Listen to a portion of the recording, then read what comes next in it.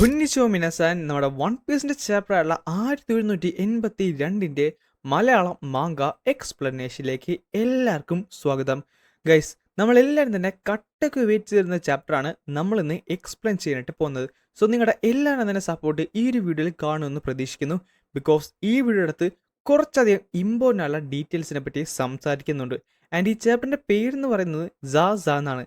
സാസ എന്ന് പറയുന്നത് Japanese heavy rainfall എന്നാണ് പറയുന്നത്. അങ്ങനെ ഈ ചാപ്റ്ററിന്റെ കവർ പേജിനകത്ത് നമുക്ക് നമ്മുടെ ഇഷ്യൂനാണ് കാണാൻ സാധിക്കുന്നത്.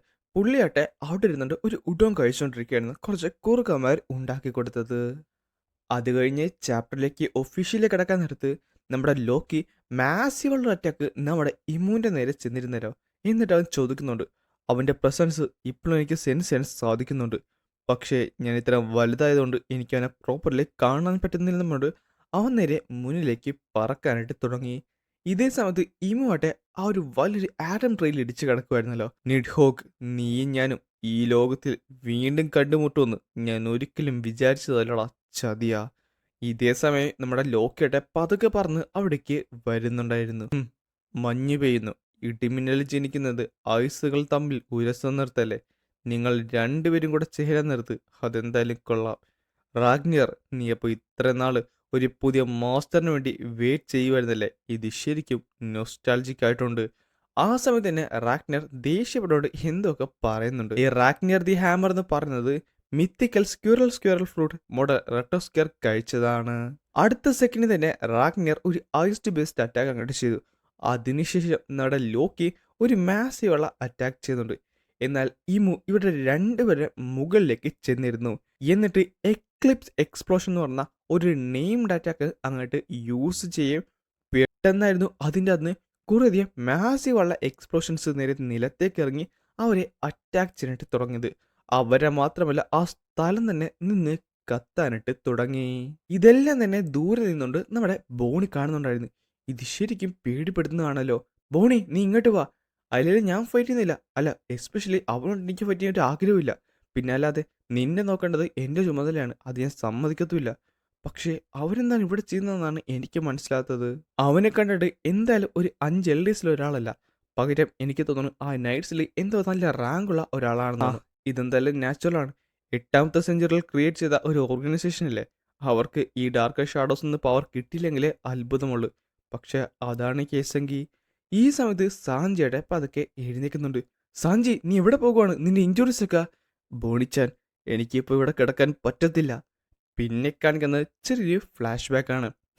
സാഞ്ചി, നിന്റെ കാര്യം ഇനി ഞാൻ ഡീൽ ചെയ്യേണ്ട കാര്യമില്ലല്ലോ. നീ ഇപ്പം എന്തായാലും ബ്രീത്ത് ചെയ്യുന്നുണ്ട്, അതെന്തായാലും വളരെ വലിയ കാര്യം തന്നെ, അത് ഞാൻ അഡ്മിറ്റ് ചെയ്യുന്നു. നീ നീ എവിടേക്കാടാ പോകുന്നത്? ഞാൻ ഇവിടേക്ക് വന്നത് മറ്റൊരു മിഷനായിട്ടാണ്, അത് പൂർത്തിയാക്കാനാണ് പോകുന്നത്. നിനക്കെന്തായാലും ഇപ്പം എൻ്റെ പവർ മനസ്സിലാവുന്നുണ്ടല്ലോ, എൻ്റെ ഉള്ളിലൂടെ പോകുന്നത്. അപ്പോൾ പിന്നെ പോയിട്ട് വരാൻ നമ്മുടെ സാഞ്ചിനെ അറ്റാക്ക് ചെയ്യുന്നുണ്ട്. അവൻ നേരെ അവിടെ നിന്ന് ചാടിപ്പോകുന്നുണ്ട്. ആ നായ വീണ്ടും പിള്ളേരെ കിഡ്നാപ്പ് ചെയ്യാനാണ് അവിടേക്ക് പോകുന്നത്. എന്നിട്ട് സാഞ്ചിയാട്ടെ അവിടെ നിന്ന് ചാടി ഓടി പോകും. സാഞ്ചി പോകരുത്. പക്ഷെ ആ സമയത്ത് സാഞ്ചി അതൊന്നും മൈൻഡത്തില്ല. എല്ലാവരുടെയും ജീവന് അപകടത്തിലാണ്.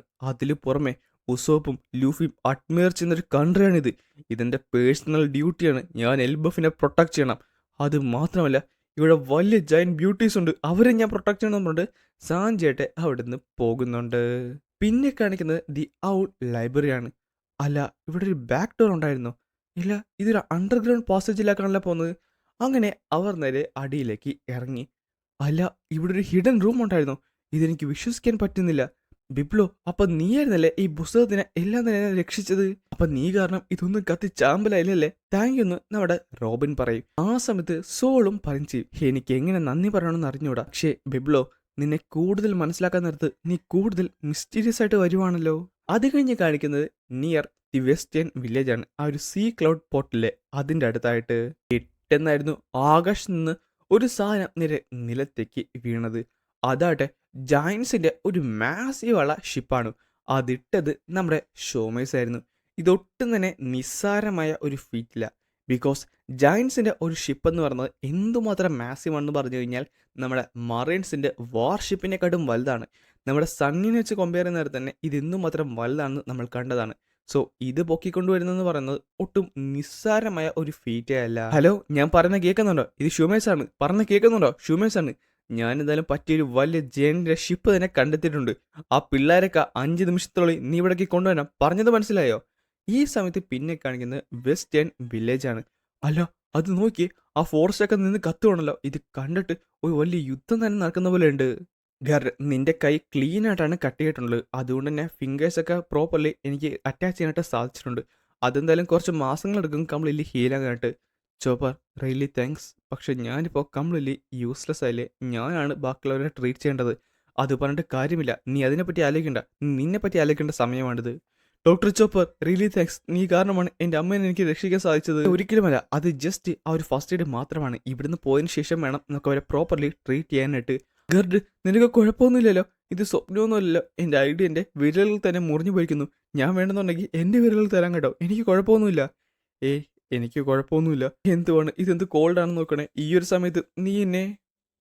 പക്ഷേ ആ സമയത്താണ് ഗർഡ് പറയുന്നത്, അല്ല, വേറൊരു കാര്യം പറയാനുണ്ട്. നീ നിന്റെ ബ്രദറിനെ രക്ഷിക്കുന്നത് കണ്ടപ്പോൾ അതെന്തായാലും എനിക്ക് നിന്നോടുള്ള റെസ്പെക്ട് ചെറുതായിട്ട് കൂടിയിട്ടുണ്ട് കേട്ടോ റോഡ്. ആ സമയത്ത് റോഡ് ഞെട്ടിപ്പോകുകയും അവൾ പറഞ്ഞത് കാരണം തന്നെ അവൻ നന്നായിട്ട് എക്സൈറ്റഡ് ആയി അവൻ്റെ ശരീരത്തിലേക്ക് ചോരയൊക്കെ തെറിക്കുന്നുണ്ട്. ഡാ, ഇങ്ങനെ എക്സൈറ്റഡ് ആയാലേ നിന്റെ വൂൺസ് ഒക്കെ വീണ്ടും. ഇതേ സമയത്ത് ഇതെല്ലാം കൂടെ കണ്ടുകൊണ്ടിരിക്കുന്ന നമ്മുടെ റോഡിൻ്റെ അനിയൻ പറയുകയും ചെയ്യും, ശരിയാണ്, എനിക്ക് നിന്നോടുള്ള റെസ്പെക്റ്റ്. അത് കഴിഞ്ഞ് കാണിക്കുന്നത് വെസ്റ്റേൺ വില്ലേജ് ആണ്. അത് നമ്മുടെ സോറൊക്കെ ഉള്ള ആ ഒരു ഗ്രൂപ്പ്.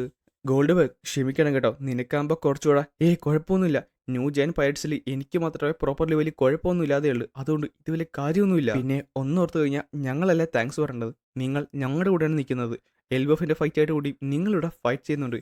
അതിനെപ്പറ്റി ആലോചിക്കേണ്ട കാര്യം. ഞങ്ങളുടെ ക്യാപ്റ്റന്റെ കാര്യം അതാണ്. ഞങ്ങളുടെ ക്യാപ്റ്റന്റെ ഫ്രണ്ടിന്റെ കൺട്രി എന്ന് പറഞ്ഞത് അത് ഞങ്ങളുടെ കൺട്രിയാണ്. വെറുതെ അല്ല ഹജറുദ്ദീൻ അദ്ദേഹത്തിന്റെ മുമ്പിൽ കീഴടങ്ങിയത്. പക്ഷേ ആ ബ്ലാക്ക് ഫ്ലെയിംസ് അതെന്താണെന്നാണ് മനസ്സിലാകുന്നത്. അതൊരു പരിധി കഴിഞ്ഞപ്പോൾ സ്റ്റീൽ ബുള്ളറ്റ്സ് ആയിട്ടും എക്സ്പ്ലോസീവ് ആയിട്ടും മാറി. അത് മാത്രമല്ല, അവർ നൈറ്റ്സ് അവരെ ഡിഫീറ്റ് ചെയ്യപ്പെട്ടാണ്. പക്ഷേ അവരുടെ പവർ വീണ്ടും ഉയർന്നിട്ടുണ്ട്. അവരെ എത്രയും പെട്ടെന്ന് ഡിഫീറ്റ് ചെയ്തില്ലെങ്കിൽ അത് വലിയ പ്രശ്നം തന്നെയാണ്. പിന്നെ കളിക്കുന്നത് നമ്മുടെ ഷുമേഴ്സ് നിൽക്കുന്ന ആ ഒരു സ്ഥലമാണ്. ഷുമേഴ്സ്, പണിപാളി പണിപാളി, ഞാനത് ക്രിയേറ്റ് ചെയ്തു. ക്യുലിംഗം, നീ ചുമ്മാ പറയല്ലേ, നീ അത്. ആടാ, ഞാൻ പേടിച്ചറിയാതെ ക്രിയേറ്റ് ചെയ്തതാണ്. നാശം, എനിക്ക് ഏറ്റവും പേടിയുള്ളത്. കോപ്പ് അങ്ങനെ ചെയ്യണ്ടായിരുന്നു. എടാ വിട്ടി, നിനക്ക് മാത്രമല്ല നമുക്ക് എല്ലാവർക്കും പേടിയാണെന്ന് അറിഞ്ഞൂടെ? അല്ല, നിനക്കത് കൺട്രോൾ ചെയ്യാൻ പറ്റുമോ? അതൊരു ഡ്രീമാണ്. സോ പ്രോബബ്ലി കൺട്രോൾ ചെയ്യാൻ പറ്റും. ആ, നടന്ന് എന്തായാലും നടന്ന് എന്ന് പറഞ്ഞിട്ട് കാര്യമില്ല. നമുക്ക് സമയമില്ല. അല്ല, ഗംഗു എവിടെ? ഞാൻ ഇവിടേക്ക് വരുന്ന വഴി അവളെ കണ്ടിരുന്നു. അവളെ കണ്ടിട്ട് മരിച്ചതുപോലെയാണ് കിടന്നത്. മരിച്ചോ? ആ, ഇനി എന്തായാലും പാട്ട് കാര്യമില്ല. നിനക്കറിയാലോ, ഗ്രേറ്റ് ടീമിന് അധികം നേരമൊന്നും ഇവിടെ നിൽക്കാൻ പറ്റത്തില്ല. അതുകൊണ്ട് നമുക്ക് എത്രയും പെട്ടെന്ന് കാര്യങ്ങളൊക്കെ കൈകാര്യം ചെയ്യണം. അല്ല, നമ്മുടെ കോമ്പാക്റ്റ് ഒക്കെ ഇവിടെ ഉണ്ട്. അവന്മാരുടെ ഫോഴ്സും ഇവിടെ ഉണ്ട്. എന്നാൽ നമ്മൾ അതെല്ലാം തന്നെ ഇറേസ് ചെയ്യണം.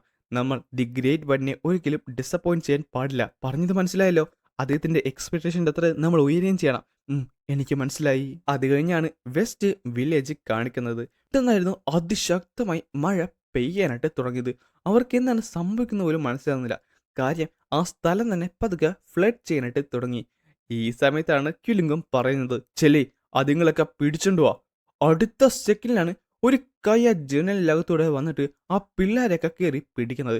ആ കൈയായിട്ട് ക്രിയേറ്റ് ചെയ്ത് തന്നെ നമ്മുടെ ജലത്തിലായിരുന്നു, വെള്ളത്തിലായിരുന്നു. ആ വെള്ളത്തിൻ്റെ അകത്ത് പല പിള്ളേരും മുങ്ങി പോകുന്നുണ്ട്. കൊള്ളൻ എലിവ, അവരട്ടെ രക്ഷിക്കണം രക്ഷിക്കണം എന്ന് പറഞ്ഞ് കാറുന്നുണ്ട്. അല്ല, പുറത്തുനിന്നാണ് ഇത് വന്നെന്ന് അവർക്ക് മനസ്സിലാകുകയും ചെയ്തു. ഈ സമയത്താണ് ക്യുലിംഗം പറയുന്നത്, ഞങ്ങൾ ക്ലൗഡ്സിന്റെ മുകളിലാണ് ജനിച്ചത്. ഞങ്ങൾക്ക് നിലത്തേക്ക് നോക്കാൻ നടത്തും മഴ പെയ്യുന്നത് അത്രത്തോളം ഭീകരമായ ഒരു കാഴ്ചയായിരുന്നു. അത് മാത്രമല്ല, ഞങ്ങൾ കഥകൾ കേട്ടിട്ടുണ്ട്. അത് ഡീക്ലൻ്റെ നിക്കക്ലൻ്റെ മാത്രമല്ല, പകരം മറ്റൊരു മോൺസ്റ്ററിൻ്റെ കൂടെയാണ്. ഒരു ദൈവത്തിൻ്റെ, ദി റെയിൻ ഗോഡ്. നിലത്തുള്ളവരുടെ തലവരെ വെള്ളത്തിൽ മുക്കുന്ന ദി റെയിൻ ഗോഡിനെ പറ്റി. അത് വരുന്നത് ഒരു ഡാൻസിങ് റെയിൻ ഋതവുമായിട്ടാണ്. അതെത്രത്തോളം ഭയാനകമാണ്. പിന്നെയാണ് നമ്മുടെ ക്യുലിംഗവും ബാക്കിയുള്ളവരും ഏറ്റവും കൂടുതൽ പേടിക്കുന്ന ആ ഒരു കാഴ്ച കാണിക്കുന്നത്. സാസ ദി റെയിൻ ഗോഡ് 4 കൈകളായിട്ട് ആ ഒരു വലിയൊരു മോൺസ്റ്റർ എൽബഫിന്റെ ആ ഒരു വില്ലേജ് കംപ്ലീറ്റ്ലി വെള്ളത്തിൽ മുക്കിയിരുന്നു. അത് മാത്രമല്ല, അവിടെയുള്ള പിള്ളേരൊക്കെ അത് പിടിച്ചെടുക്കുകയും ചെയ്യും. ഷുമേഴ്സ്, റെഡിയാക്കിയോ? ഞാൻ അവരവിടേക്ക് കൊണ്ടുവരുവാണ്. ഞാൻ എന്തായാലും റെഡിയാണ്.